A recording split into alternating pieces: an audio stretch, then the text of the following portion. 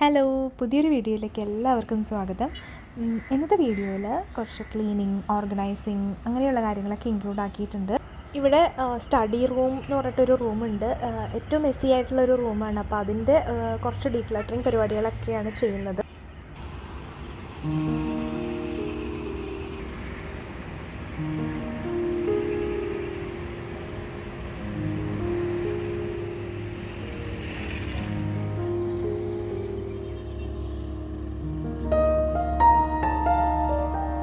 Breakfast കുറച്ച് എളുപ്പമായതുകൊണ്ട് രാവിലെ തന്നെ കുറച്ച് ക്ലീനിങ് സ്റ്റാർട്ട് ചെയ്യാമെന്ന് വിചാരിച്ചിരിക്കുകയാണ് കേട്ടോ.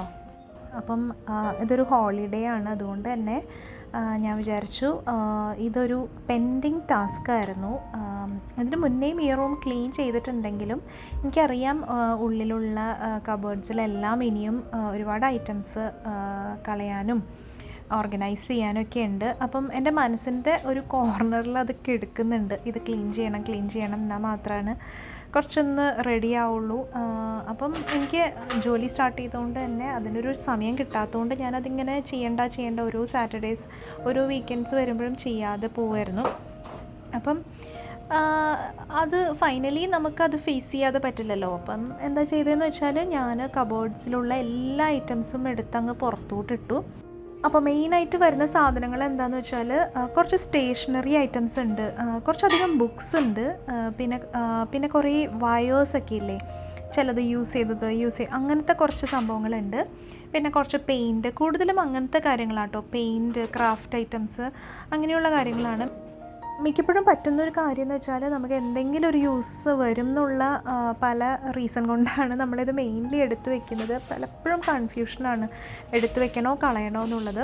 ഇപ്പോൾ കുറേ ഐറ്റംസൊക്കെ മോൾഡെയാണ്, അവൾക്ക് തന്നെ ഒരു ഉറപ്പില്ല വേണോ വേണ്ടയോ എന്നുള്ളത്. അപ്പം നമുക്കും പ്രശ്നമാണ്, നമ്മളിതെടുത്ത് കളഞ്ഞു കഴിഞ്ഞാൽ ചിലപ്പോൾ ഇനി എന്തെങ്കിലും ആവശ്യം വന്നാലോ എന്നുള്ളത്. അപ്പോൾ അതും ഒരു കൺഫ്യൂഷനാണ്. പിന്നെ റീസെൻ്റ്ലി ഇപ്പോൾ ഒരു അബദ്ധം പറ്റിയെന്ന് വെച്ചാൽ ഞാനിത് എടുത്തെടുത്ത് ക്ലീൻ ചെയ്ത് ലാസ്റ്റ് അവളുടെ എക്സ്ട്രാ കരിക്കുലർ ആക്ടിവിറ്റി ഉണ്ടല്ലോ, തയ്യലിൻ്റെ, അപ്പം അവൾ ചെയ്തൊരു വർക്കും കൂടി ഞാൻ വിചാരിച്ചു അതിൻ്റെ ആവശ്യമില്ല എന്ന് ഓർത്തിട്ട് ഞാനെടുത്ത് കളഞ്ഞു. അപ്പോൾ അതൊരു ഇപ്പോൾ പ്രശ്നമായിട്ടിരിക്കുകയാണ്. എന്തായാലും ഇപ്പോൾ അത് എങ്ങനെയോ മാനേജ് ആയിട്ടുണ്ട്. വീണ്ടും സബ്മിറ്റ് ചെയ്യുക അങ്ങനെ എന്തോ വെച്ചിട്ട്. അപ്പോൾ എന്തായാലും നമ്മൾ ഈ ഡീക്ലട്ടർ ചെയ്യുമ്പോൾ ഇങ്ങനെയുള്ള കുറച്ച് പ്രശ്നങ്ങളുണ്ട്. അപ്പോൾ എപ്പോഴും നമ്മൾ വേറൊരാളുടെ സാധനങ്ങൾ നമ്മൾ ഡീക്ലട്ടർ ചെയ്യുമ്പോൾ അവർക്ക് ആവശ്യമുണ്ടോ എന്നുള്ളത് ഒന്നില്ലെങ്കിൽ അവരെയും കൂടി വെച്ചിട്ട് ഇൻക്ലൂഡ് ആക്കുക. പിന്നെ ഞാൻ ഈ സംഭവങ്ങൾ ചെയ്യുമ്പോൾ ഒന്നാമത് അവൾക്കിപ്പം എക്സാംസ് ആയതുകൊണ്ട് നല്ല തിരക്കാണ്, രണ്ടാമത് പൊടി നല്ല അലർജിയാണ്. അപ്പം ഞാനിത് ചെയ്യുന്ന സമയത്ത് അവൾ ഇതിനകത്ത് ഇരിക്കുകയാണെങ്കിൽ അന്ന് വൈകിട്ട് തന്നെ അലർജി വരും. അപ്പോൾ ഞാൻ എന്തായാലും ഇപ്പം പഠിച്ചുകൊണ്ടിരിക്കുകയാണ് കേട്ടോ. അപ്പോൾ അവളെ സിറ്റിംഗ് റൂമിൽ ഇരുത്തിയിട്ടാണ് ഞാനിപ്പോൾ ഇത് ചെയ്യുന്നത്. അപ്പോൾ എന്തോ ഒരു അബദ്ധവശാൽ ഈ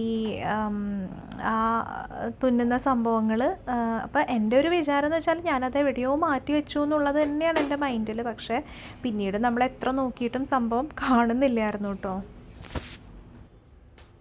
എന്തായാലും ഞാൻ കുറച്ചധികം സാധനങ്ങൾ എനിക്ക് ഡീക്ലട്ടർ ചെയ്യാൻ പറ്റി. അതിന് ശേഷം കുറച്ച് ബോക്സുകളൊക്കെ ഉണ്ട്. അപ്പോൾ ഞാൻ അത് ഓരോ ടൈപ്പിലുള്ള ഐറ്റംസും കാറ്റഗറൈസ് ചെയ്ത് വെച്ചു. അതായത് വയേഴ്സ്, ഒരു കൂട്ടം വയേഴ്സ് ഒരു കാറ്റഗറി, പിന്നെ ഒരു ബോക്സ് ഞാൻ ഈ പിള്ളേരുടെ മെമ്മറി ഐറ്റംസ് എന്നും പറഞ്ഞിട്ട് കുറച്ചുണ്ടാവുമല്ലോ, അവർക്ക് ആരെങ്കിലും ഗിഫ്റ്റ് കൊടുത്ത ഐറ്റംസ്, പിന്നെ കുറച്ച് കളയാൻ ഇഷ്ടമില്ലാത്ത കുറച്ച് ഐറ്റംസിന് ഞാൻ വെച്ചിട്ടുള്ളത് ഒരു ബോക്സ് വെക്കുക, അതിൽ കൊള്ളുന്നത് വെക്കുക. പിന്നെ ഇനി പുതിയത് എന്തെങ്കിലും ആഡ് ചെയ്യണമെന്നുണ്ടെങ്കിൽ പഴയത് റിമൂവ് ചെയ്തതിന് ശേഷം വെക്കുക. അപ്പോൾ അങ്ങനെ ഒരു റൂളാണ് കേട്ടോ വെച്ചേക്കുന്നത്. പിന്നെ അതുപോലെ ഇവിടെ തന്നെയാണ് ടോയ്സ് ഒക്കെ എടുത്ത് വെച്ചേക്കുന്നത്.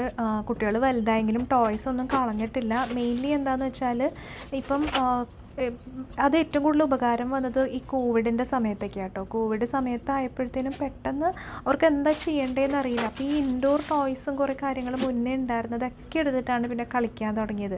അതുപോലെ ഞാൻ എപ്പോൾ ടോയ്സ് എടുത്ത് മാറ്റാം, ഇനി ഇതിൻ്റെ ആവശ്യമില്ല എന്ന് വിചാരിക്കുമ്പോഴായിരിക്കും അവർക്ക് ഫ്രണ്ട്സായിട്ട് അത് കളിക്കാനുള്ള ആഗ്രഹം വരുന്നത്. അതുകൊണ്ട് തന്നെ ഇപ്പം ഒന്നും കളയണ്ടെന്ന് തന്നെയാണ്. തീരെ അവർ കളിക്കില്ല എന്ന് ഉറപ്പുള്ള സാധനങ്ങൾ മാത്രമേ ഇപ്പം ഒഴിവാക്കിയിട്ടുള്ളൂ. ബാക്കിയെല്ലാം തന്നെ ഒരു ബോക്സിനകത്താക്കി വെച്ചേക്കാണ് കേട്ടോ. പിന്നെ ഇവർക്കുള്ളൊരു ശീലം എന്ന് വെച്ചാൽ കളി കഴിഞ്ഞ് അവിടെ ഇവിടെ ഇടും. അപ്പം ഞാൻ കബേർഡിനകത്ത് തന്നെ ഒരു ബോക്സ് പോലെ വെച്ചേക്കുകയാണ്. അപ്പം വേറെ എവിടെയും കൊണ്ട് വെക്കേണ്ട, ആ ബോക്സിനകത്ത് വെക്കാൻ വേണ്ടിയിട്ടാണ് പറഞ്ഞു കൊടുത്തിരിക്കുന്നത്. അപ്പോൾ ഏകദേശം ഈ ഒരു രീതിയിലൊക്കെയാണ് കേട്ടോ. കുറേ സാധനങ്ങൾ ഒതുക്കിയിട്ട് ഇങ്ങനെ അപ്പോൾ ഇതുപോലൊരു പുൾ ഔട്ട് ഡ്രോയറിനകത്ത് ഇവരുടെ സ്റ്റേഷനറി, പെൻസിൽ അങ്ങനെയൊക്കെ ആയിട്ടൊക്കെ ഓർഗനൈസ് ചെയ്ത് വെച്ചിട്ടുണ്ട്. വലിയ പ്രശ്നമില്ല. അങ്ങനെ പിന്നെ ഒരു സൈഡിൽ ബാഗ്സ്, അതായത് മോള് യൂസ് ചെയ്യുന്ന 2-3 ബാഗ്സ്. അപ്പം അങ്ങനെ ഒരു എംപ്റ്റി ആയിട്ട് ഇട്ടിട്ടുണ്ട്. അപ്പോൾ രാവിലെ തന്നെ കുറച്ച് ഒതുക്കലൊക്കെ കഴിഞ്ഞപ്പോൾ ഒരു ആശ്വാസം. അപ്പം ചുട്ടെടുക്കാനുണ്ടായിരുന്നു, പിന്നെ ഇറച്ചിക്കറി ചൂടാക്കാനുണ്ടായിരുന്നു. അതുകൊണ്ട് പിന്നെ കറിയുടെ പണിയൊന്നുമില്ല. പിന്നെ ഞാൻ കുറച്ചും കൂടി ഡസ്റ്റിംഗ് ഒക്കെ ചെയ്തു. ഈ സാറ്റർഡേയ്സ് ആണ് കേട്ടോ കൂടുതലും ഇപ്പോൾ ഈ ഇങ്ങനത്തെ ഡസ്റ്റിംഗ് ഒക്കെ ഇങ്ങനെ ചെയ്യുക, ഫ്രീ ആയിട്ട് കിട്ടുന്ന ദിവസം. അപ്പം അങ്ങനെ പിന്നെ എന്തായിരുന്നു, അപ്പോൾ ഇത് കഴിഞ്ഞ് വരുന്ന സൺഡേയിലെ വ്ളോഗ് നിങ്ങൾ ഇന്നലെ കണ്ടു കാണും. ഞാനൊരു സൈലൻറ്റ് വ്ളോഗായിട്ട് ഇട്ടിട്ടുണ്ടായിരുന്നല്ലോ. അപ്പം 2 വ്ളോഗ്സും കൂടിയിട്ട് ഒരുമിച്ചിടാമെന്ന് ആദ്യം വിചാരിച്ചു. പിന്നെ ഞാൻ വിചാരിച്ചു എന്തായാലും അത് ഒരു ചെറിയൊരു വീഡിയോ ആയിരുന്നു, അപ്പോൾ അത് ഞാൻ എഡിറ്റ് ചെയ്ത് അതങ്ങോട്ട് ഇട്ടു. ഇനിയിപ്പോൾ അടുത്ത മെയിൻ പരിപാടി എന്ന് പറഞ്ഞാൽ ബെഡ്ഷീറ്റ്സ് ചേഞ്ച് ചെയ്യാന്നുള്ളതാണ്. സാറ്റർഡേയ്സ് ആണ് കേട്ടോ ബെഡ്ഷീറ്റ്സ് ചേഞ്ച് ചെയ്യുന്ന ഒരു ഡേ. സാറ്റർഡേ 2 പ്രാവശ്യം അത്യാവശ്യം ഉണ്ടെങ്കിലാണ് ഞാൻ ചേഞ്ച് ചെയ്യുള്ളൂ, അല്ലെങ്കിൽ ഒറ്റ ദിവസം തന്നെ മാറ്റാറുള്ളൂ. അപ്പം ആ കാര്യം എന്തായാലും ചെയ്യും. സാറ്റർഡേ മാറ്റാൻ പറ്റിയില്ലെങ്കിൽ എന്തായാലും സൺഡേ ചേഞ്ച് ചെയ്യും. മൺഡേ ആകുമ്പോഴത്തേനും പുതിയ ബെഡ്ഷീറ്റൊക്കെ ഇട്ട് സെറ്റായിട്ടായിരിക്കും സ്റ്റാർട്ട് ചെയ്യുന്നത്. അപ്പോൾ മോളിവിടെ തകൃതിയായിട്ട് പഠിച്ചുകൊണ്ടിരിക്കുകയാണ്. 10th അപ്പം ഇഷ്ടംപോലെ പഠിക്കാനുണ്ട്. പോർഷൻസൊക്കെ ഓൾമോസ്റ്റ് കംപ്ലീറ്റ് ആയിട്ടോ. അപ്പം പഠിത്തത്തിൻ്റെ ഇടയിൽ TV കാണൽ നടക്കും കേട്ടോ. അപ്പോൾ ഇടയ്ക്ക് ഇങ്ങനെ വിളിക്കും. അപ്പോൾ ഞങ്ങൾ 2 പേരും കൂടി ഇടയ്ക്കൊരു ബ്രേക്ക് എടുത്തിട്ട് മൂവിയൊക്കെ കണ്ടിരിക്കാറുണ്ട്. അപ്പോൾ ഞാൻ കഴിഞ്ഞ വ്ളോഗിലും കാണിച്ചില്ലായിരുന്നു. അപ്പോൾ ചില രസമുള്ള ഇംഗ്ലീഷ് മൂവീസൊക്കെ ഉണ്ടെങ്കിൽ ഞങ്ങൾ അത് ഇങ്ങനെ കണ്ടിരിക്കും. അപ്പോൾ അതും സൈഡ് ബൈ സൈഡ് നടക്കുന്നുണ്ട്. ഇതിപ്പോൾ അഗത ക്രിസ്റ്റിയുടെ ഒരു മൂവിയാണ് കേട്ടോ. പക്ഷേ ഇത് കംപ്ലീറ്റ് ആയില്ല. ശരിക്കും പറഞ്ഞാൽ ഞങ്ങൾ പകുതിക്ക് വെച്ച് നിന്നു, പിന്നെ അത് അവിടെ ബ്രേക്കായി നിൽക്കുകയാണ്.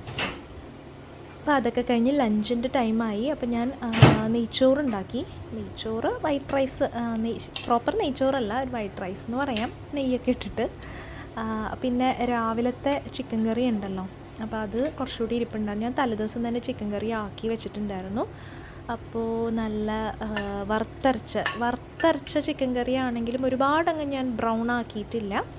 എന്നിട്ട് വറുത്തരച്ച ചിക്കൻ കറിയാണ് കേട്ടോ. അപ്പോൾ അതാണ് കറി. ഇപ്പോൾ രാവിലെ അതുതന്നെ എടുത്തു, വൈകിട്ടും അതുതന്നെ എടുത്തു. ഇപ്പോൾ പണി കുറവുണ്ടല്ലോ. അങ്ങനെ അതും പപ്പടവും പിന്നെ എന്തെങ്കിലും വെജീസ് വേണമല്ലോ എന്ന് വെച്ചിട്ട് ക്യാരറ്റ് കട്ട് ചെയ്ത് എടുത്തിട്ടുണ്ട് കേട്ടോ.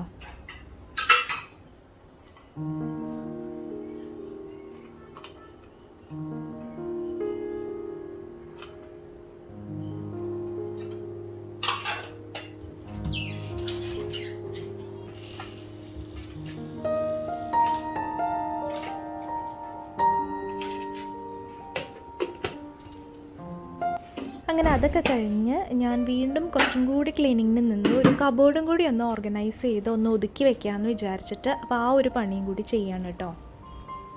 കബോർഡ് മൊത്തത്തിലൊന്നും ചെയ്യുന്നില്ല. ഞാനിപ്പോഴും ചെയ്യുമ്പോഴത്തേനും ഉള്ള സമയത്തിൽ എത്ര സമയമാണോ ഉള്ളത് അതിനനുസരിച്ച് ചെറിയ ചെറിയ ഏരിയ ആയിട്ടേ ചെയ്യുള്ളൂ. എനിക്ക് ഒരുപാട് അങ്ങ് ചെയ്താൽ എനിക്ക് തന്നെ ഒത്തിരി വയ്യാണ്ടാവുന്ന പോലെ തോന്നും.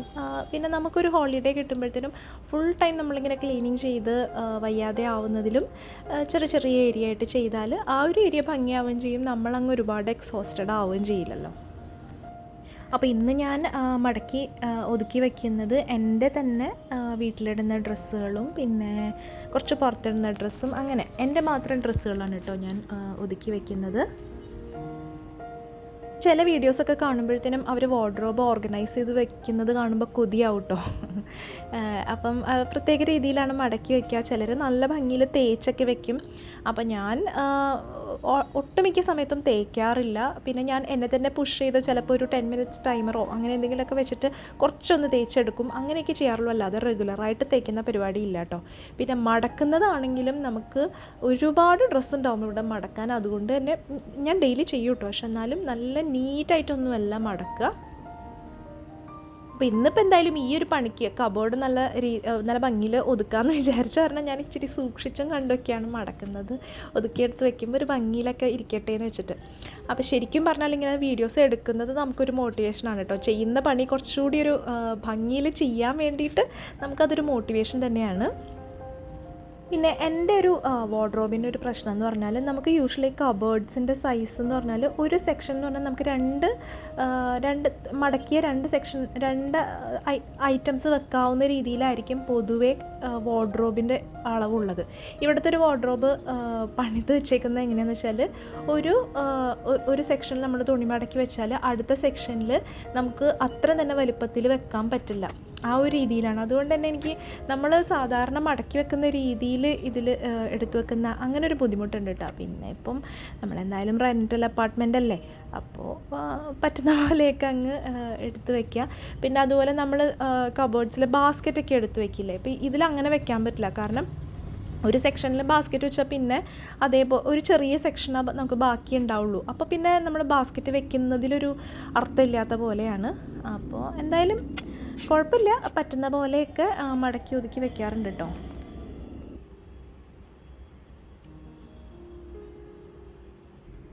അപ്പോൾ സ്റ്റോൾസും ഷോൾസും ഒക്കെ കുറച്ചുണ്ട്. അപ്പോൾ അതും കൂടി ഒന്ന് ഒതുക്കി വെക്കാം. അപ്പോൾ മുന്നേ ഞാനിതുപോലെ കളർഫുൾ കബോർഡ്സ് കിട്ടുമല്ലോ, നമുക്ക് സാധാരണ ആമസോണിൽ വാങ്ങിക്കാൻ കിട്ടുന്നത്, അത് ഞാൻ കബോർഡിനകത്ത് തന്നെ കയറ്റി വെച്ചിട്ട് അതിനകത്ത് ഓരോ സെക്ഷനായിട്ട് ചെയ്യുമായിരുന്നു ഇതിന് മുന്നേ ചെയ്തത്. അതെനിക്ക് അത്യാവശ്യം നല്ല രീതിയിൽ വർക്കാവുമായിരുന്നു കേട്ടോ. കാര്യം ഓരോന്ന് കളർ വൈസും ഒക്കെ സെപ്പറേറ്റ് ആക്കി വെച്ചിട്ട് എനിക്ക് പുൾ ഔട്ട് ചെയ്തെടുക്കാമല്ലോ. അപ്പം പക്ഷെ എന്നാലും ഞാൻ ഇപ്രാവശ്യം ഒന്ന് മാറ്റിപ്പിടിക്കാമെന്ന് വെച്ചു. ഇപ്പോൾ ഈ സ്റ്റോൾ ഓർഗനൈസർ എന്ന് പറഞ്ഞിട്ടൊരു സംഭവമില്ലേ, റൗണ്ടിൽ കിട്ടുന്നത്, അപ്പോൾ അതിരിപ്പുണ്ടായിരുന്നു. അപ്പം മുന്നേ ഞാൻ എന്താ പറയുക, അതിൽ എനിക്ക് വെച്ചിട്ട് കറക്റ്റ് ആവുന്നില്ലായിരുന്നു. പക്ഷെ കഴിഞ്ഞ ദിവസം ഞാനൊരു വീഡിയോ കണ്ടപ്പോഴത്തേനും അതിൽ അവർ വെച്ചേക്കുന്നത് കണ്ടപ്പോൾ കൊള്ളാം, അത് നല്ല രസമായിട്ട് വന്നിട്ടുണ്ട്. അപ്പോൾ അത് കണ്ടിട്ട് ഞാൻ വിചാരിച്ചു അതുപോലെ ഒന്ന് ചെയ്യാം. അപ്പോൾ ഇതാ ഞാൻ സ്റ്റോൾസൊക്കെ ഒന്നെടുത്ത് പുറത്തേക്ക് ഇടുകയാണ്. അപ്പോൾ ഇത് ഞാനും മോളും യൂസ് ചെയ്യും കേട്ടോ ഇത്. അപ്പോൾ അതാ ഞാൻ പറഞ്ഞില്ലേ, റൗണ്ടിലുള്ള സ്റ്റോൾ ഓർഗനൈസറാണിത്. അപ്പോൾ ഞാൻ ആദ്യമേ നമ്മുടെ സ്റ്റോൾസൊക്കെ എടുത്തൊന്ന് ജസ്റ്റ് ഒന്ന് നീളത്തിൽ മടക്കി ഒതുക്കിയിടുകയാണ്.